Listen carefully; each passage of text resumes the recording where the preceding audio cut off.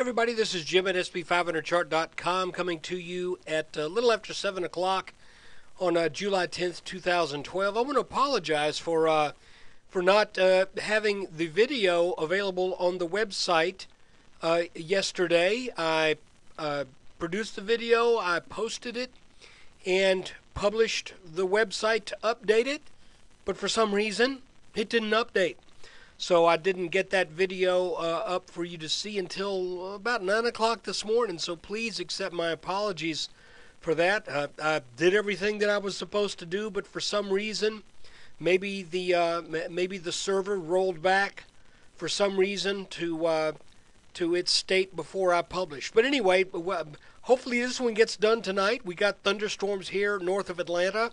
So let's get going. Before we go, I just need to remind you that the website and the video are for educational purposes only. Nothing stated at the site or in this video is intended to be used as investment advice.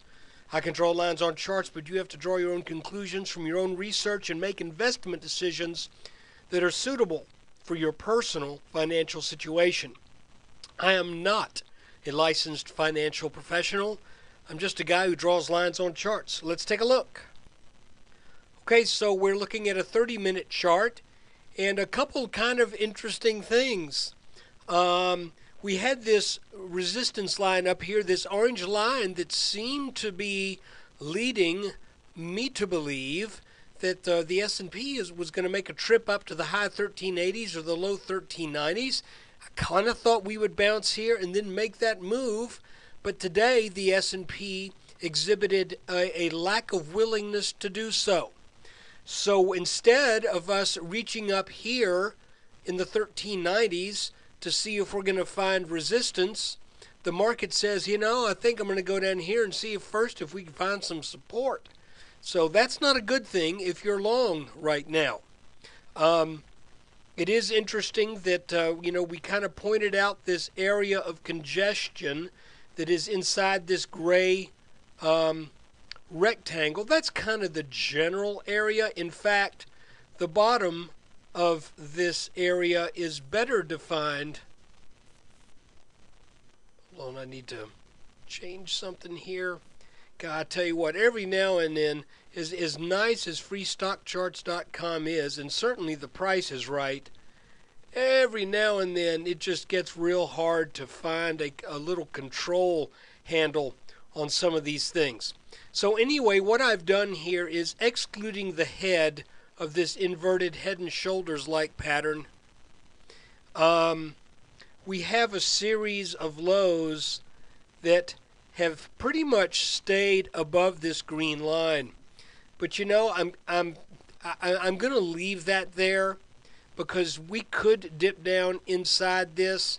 But if we break this orange line right here, I have to say that's a warning shot across the bow that perhaps this is a big bear flag between these orange lines, and that the S&P wants to go down and at least test these lows again.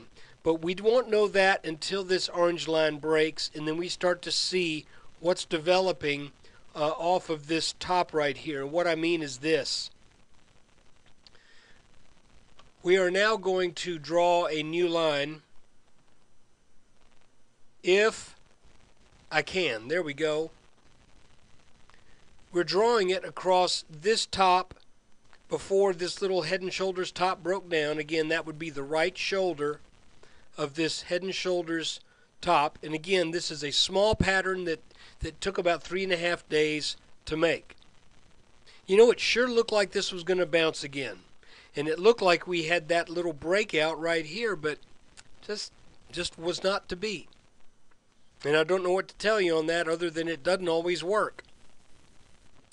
Well, I know what to tell you, but it would be making an excuse, and that is gaps. Opening gaps and opening, be they up or down, are sometimes head fakes. So that looks like that was a head fake. So here's the deal. It looks like late in the day we got a bounce right at about this top line of this congestion pattern. And if you are a if you'd followed our videos for a while, you would also recognize that top line would be the old, now abandoned neckline from this pattern. So the top of this triangle, I don't know my shapes. I need to go back to kindergarten. The top of this rectangle is essentially the old neckline. The bottom of it is not really that important. I just wanted to show you that there's a lot of trading that has taken place inside this area here that should, if we return to this area, slow things down a bit. I guess that's the best way to put it. Once we have gotten into this rectangular area, the markets have either reversed there, consolidated. Here we had a consolidation for more downward move. We came up to it. We had a consolidation that served as a continuation pattern. Then we've come back into it. This time it served as a reversal, which is the first time it has served as a reversal. Now we got over it. So what do we expect upon returning to this pattern right here? Well, it may serve as support. Because again, we had consolidation for a continuation of the downward move, consolidation for the continuation of the upward move, back down into this area, a reversal, and now let's see if maybe we just bounce on this orange line. So again, if we look at a 10-minute chart, one could perhaps make the case that we are now dealing with a channel that looks like this. Let's go ahead and make these a unique color. I'll make them dark blue just because I don't see anything else on this chart that's dark blue that's going to get in the way of us. So that's too dark. That looks like black.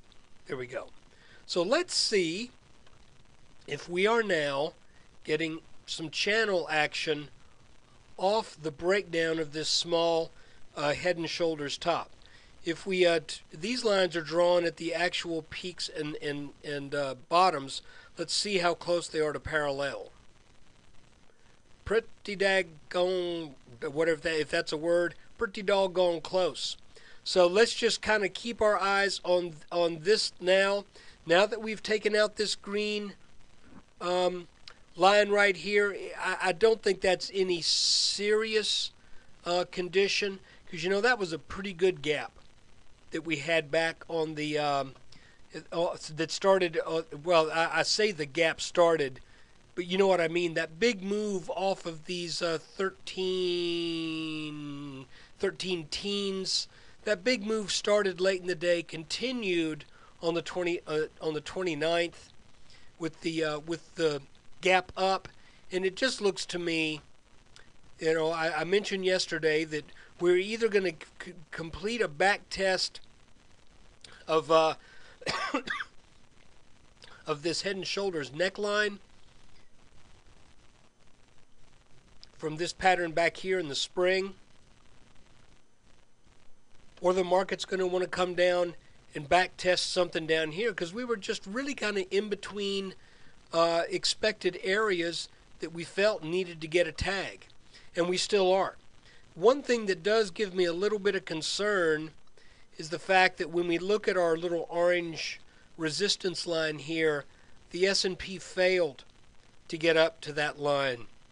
That does give me some concern that that's maybe one more small piece of evidence that maybe eventually we're going to see this as a bear flag. But you know, we are still in between these two lines. So while we're still in between these two lines, all we can do is look at it and wait for either this one or this one to potentially give way. And by the way, the market could stay underneath this line right here and still go up quite a bit. And I guess it's possible for this line to break to the upside, but if it did, that would maybe make me want to wonder if it was some kind of blow-off. We'll see. But for right now, let's keep our eyes on this little blue channel. Let's see if we get an expected bounce soon, because we are reaching this orange line. And I would expect the markets to at least give an obligatory head fake at this orange line. And if we bounce here and take out this top blue line, then I think that may be the signal that indeed we will get up to that high 1380s, low 1390s area, that this whole pattern has kind of shown us as a reasonable target from what's been going on for the past couple of months. So guys, thanks for watching the video. The idea that if we got over this line, we would probably head up, obviously did not pan out, and I apologize for that. But they never ring my phone and say, hey, how do you want the market to go today? I never get that. I never get that phone call, and I doubt you do either. So all we can do is try to identify channels. For example, here's a downward channel, an upward channel. Now it looks like another downward channel. Let's see if we get another upwards channel. But regardless of which way the market goes, I'm glad that you decided to come here and take a look at this video. I think we all recognize that there are going to be days that the market throws us for a little surprise, and today was one of those days. Now, if we just sold down from the get-go, this would not be unexpected. But having that gap up, that was to me that was a pretty good head fake. So look, guys, thanks for watching. Take care, and hopefully I'll still have my internet connection after these thunderstorms pass, and you will be seeing this video on the evening of July 10th, 2012. Thanks again. Take care.